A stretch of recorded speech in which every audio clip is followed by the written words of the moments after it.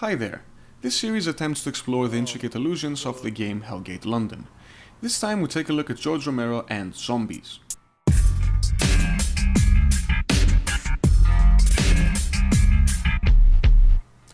So, one of the very first side quest NPCs one encounters in the game is George, an allusion to George Romero.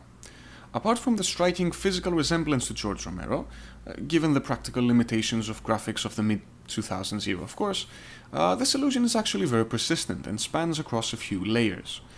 The game includes an inspection option for most NPCs, providing background information and/or their involvement in the story and events. Inspecting George then reveals how he is essentially a medium/psychic or something of a similar nature, as he's been seeing dead people even before actual dead people came about in the game's world. This serves of course both as an allusion to George Romero being the father of the zombie movie genre, as he technically saw zombies first, and as the foundation for a clever joke that the character George sees twice as many dead people as the others, both reanimated dead people and actually dead people. But it does not end there. George hands out a series of quests which send the player to kill zombies, allowing the player to familiarize themselves with a basic fodder-type enemy. In terms of how they expand the illusion, however, all three quests are named after George Romero movies, and all three make references to material from the movies they're named after. Dawn of the Zombies is named after Dawn of the Dead, and George mentions the line used in the Dawn of the Dead poster as something his grandfather, a priest, used to say. Day of the Zombies is named after Day of the Dead, and George essentially rephrases Dr. Logan's line about zombies overrunning humans. Lastly, Night of the Zombies is named after Night of the Living Dead, and George again rephrases a line from the movie about zombies being slow and, quote, messed up.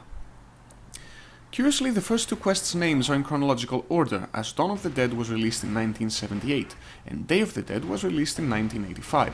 The third quest, however, is named after Night of the Living Dead, which came out in 1968, before the first two films. Even more amusingly, this last quest sends the player to kill a zombie that's a different illusion all in itself, Typhoid Mary. So the name is a direct reference to Mary Mallon, who was the first person in the United States identified as an asymptomatic carrier of the pathogen associated with typhoid fever.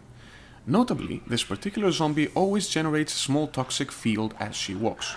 This in itself could very likely be referencing how typhoid is spread by eating or drinking food or water contaminated with the feces of an infected person, or how risk factors include poor sanitation and poor hygiene. Of course, it could also simply be convenient in-game iconography that references the spreading of a disease. Lastly, on the subject of zombies, the area where Typhoid Mary can be found also offers a random encounter with yet another zombie-based illusion, Tubby Bastard. Tubby Bastard is most probably a reference to Fat Bastard, a character from the Austin Powers franchise.